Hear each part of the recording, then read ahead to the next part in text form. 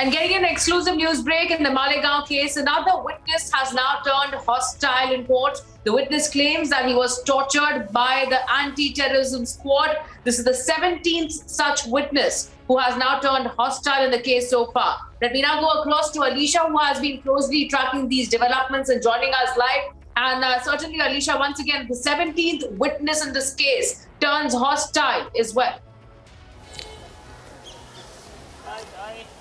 Well, Richa, yes, in the Malegaon bomb blast case where a 17 witness has turned hostile and has given a statement before the court, specifically stating that when he was in the custody of ATS, he was tortured and forced to name RSS member. For more on this, I'm joined with Samir Kulkarni. He's one of the accused who were present before the court. Samir ji, court में आज क्या हुआ? क्योंकि आज पता चल रहा है कि आज 17वां जो विटनेस है वो भी हॉस्टाइल हो गया और कई ऐसे आरोप खास तौर पर उसने महाराष्ट्र ATS पे लगाया।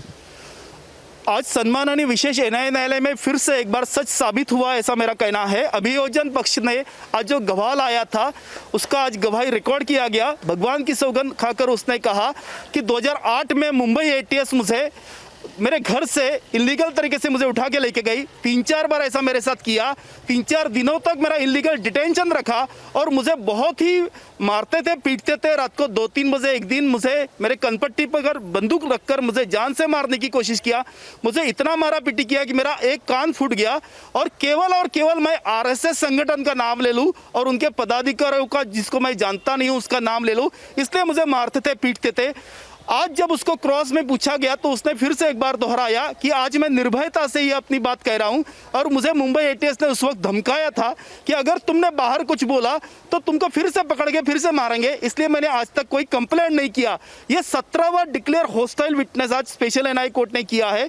मेरा ऐसा कहना है कि एक विटनेस झूठ बोलेगा, दूसरा विटनेस झूठ बोलेगा।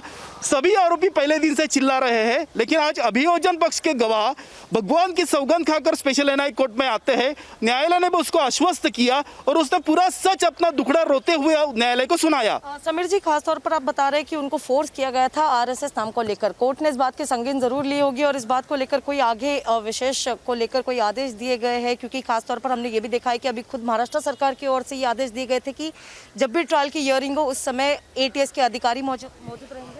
आज जब साक्ष्य रिकॉर्ड होने के बाद में गवाह ने 2 हाथ जोड़कर विनती किया कि सर, मैं एक ईमानदार भारतीय नागरिक हूं और मेरे साथ ऐसा हुआ, ऐसा बाकी के साथ नहीं होना चाहिए और जिन्होंने गलत काम किया है उसको उन दोषियों को सजा मिलनी चाहिए।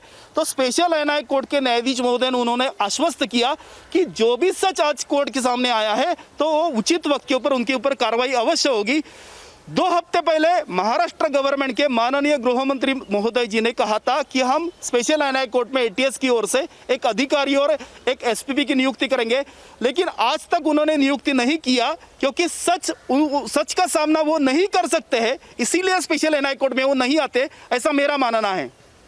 So this was Samir Kulkarni, one of the accused in the Malegaon case, who was present before the court. And importantly today, when we know that the 17th witness who has turned hostile before the court and giving a statement, he clearly stated that he was forced by the ATS who took him into the illegal custody, and he was beaten up there and he was forced to name RSS member. So court has taken the statement of the witness who has turned hostile now, but we have to wait and what can be the action will be taken, because it's very important where we know that Maharashtra government has already given an order stating that when the Malegaon trial will be begin and the hearing will be there, so ATS officials will be there. But this is very important, where 17 witness has turned hostile.